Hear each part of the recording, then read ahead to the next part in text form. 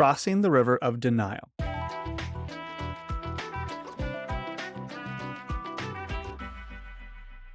I found myself sitting across from my daughter last week, witnessing a storm of emotions wash over her face as she confronted yet another challenging math test.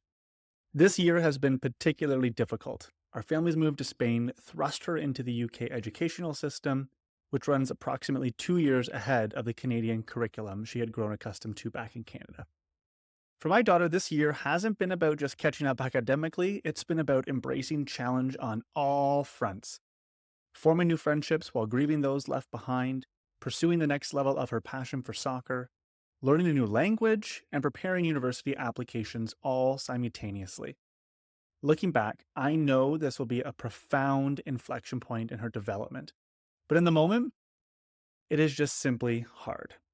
As she expressed her overwhelm last week, I shared a tennis analogy with her to explain something that I've been observing for a number of months. I said, in tennis, you can play from the baseline or at the net, but the worst place, the absolute worst place you could ever play is in no man's land, that awkward space in between. That's where you've been playing for the last few months, I told her. Much like in tennis, two things can be true simultaneously. The opponent and challenge can be genuinely difficult, and there can be opportunities for us to improve our process. An empowered approach is not to give circumstances all the power over our results. Both realities can coexist, and we need to navigate each of those separately. It's all too easy to over-attribute our struggles to external circumstances rather than examining our own approach. My daughter has been working her ass off, and there is still a next gear she can embrace, a more effective way of doing things. I can see so clearly that she's capable of reaching her goals, but she needs to evolve her approach. The problem? She's in denial. My attempts to point this out are often met with frustration or dismissal of suggestions she hasn't truly tested. One gym session doesn't transform your fitness. One study session without distractions doesn't revolutionize your academic performance either. I found myself over the last week growing frustrated, and to be honest with you, nearly ready to throw up my hands and just say, fine, fuck it, figure it out on your own.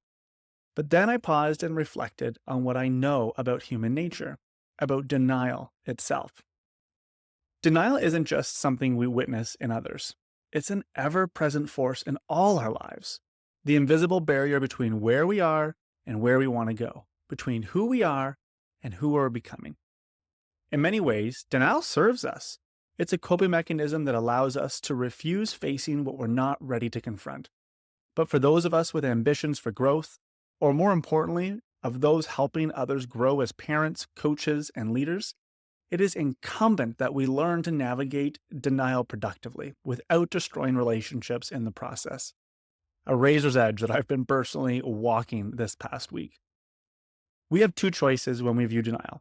We can see it as an endpoint, a frustrating wall beyond which progress cannot be made, or we can recognize it as a temporary shelter that we all inhabit before stepping into a larger version of ourselves. It's much like a cocoon, right? Protected for a time, but never meant to be permanent. Eventually, we must break through, often reluctantly, leaving behind the comfortable limitations we've grown accustomed to. Reminding myself of this perspective shifted everything for me over the last day or two. Instead of seeing my daughter's denial as a dead end for my involvement, I began wondering how I might help her take that next step.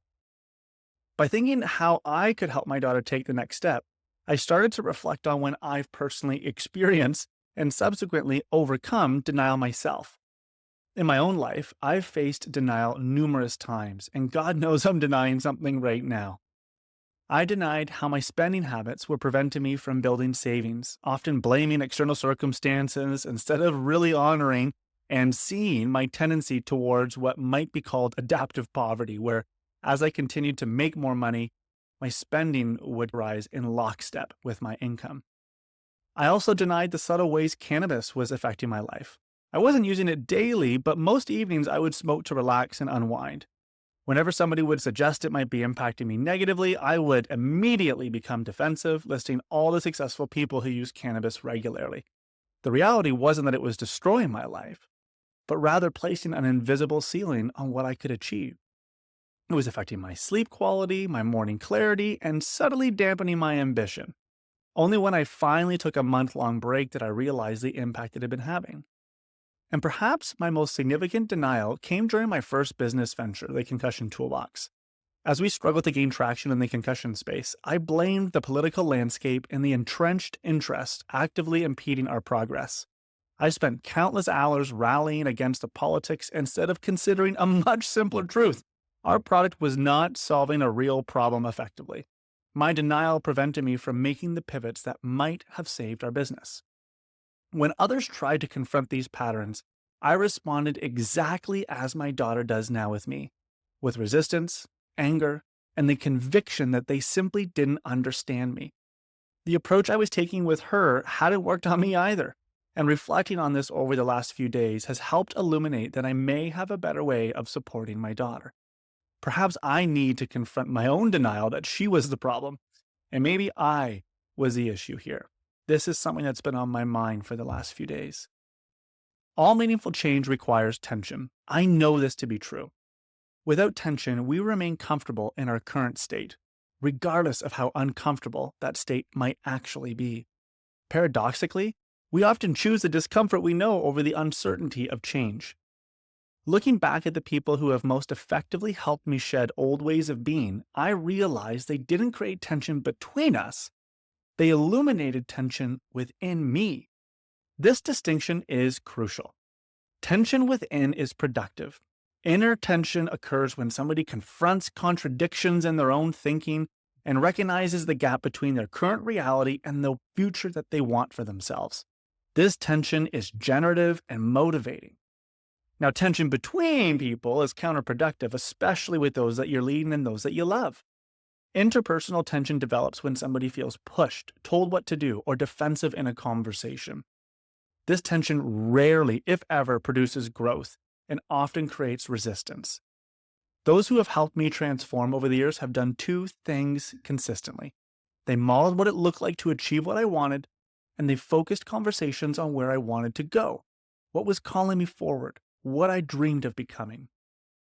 The clearer I got on my future, the stronger the gravitational pull forward, and the more internal tension built within me. It was this internal tension, not external conflict with others, that became the real catalyst for change. In fact, tension with others often reinforced my perspective, where I dug my heels in, and ultimately it prolonged my denial. With my daughter, I'm reminded that I can shift my approach from telling to asking. Good questions don't create tension, they illuminate it. Instead of saying, you need to study without some distractions, I might ask, what difference do you notice in your comprehension when you study with versus without Netflix playing in the background? Rather than pointing out her resistance to feedback, I might ask, what might become possible if you viewed feedback as a resource rather than a criticism? This approach creates space for her to discover her own possible contradictions. She wants excellent grades but studies while distracted.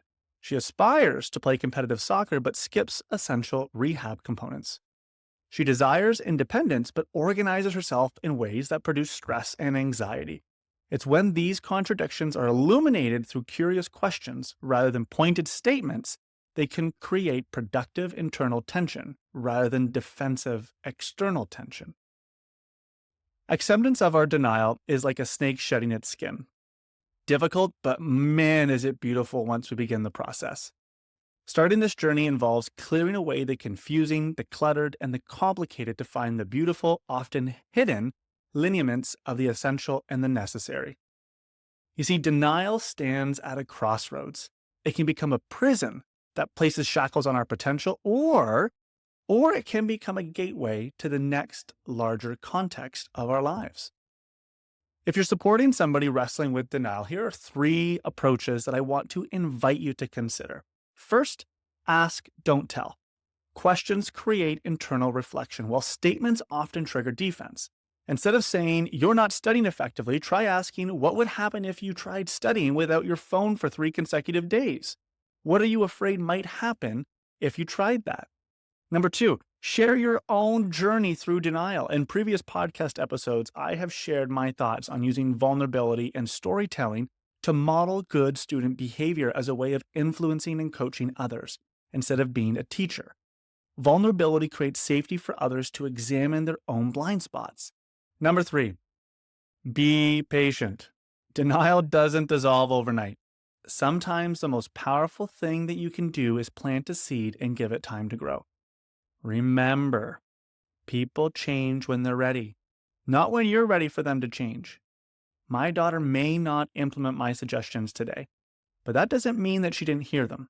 The most important conversations often echo in somebody's mind long after they appear to have rejected the message up front.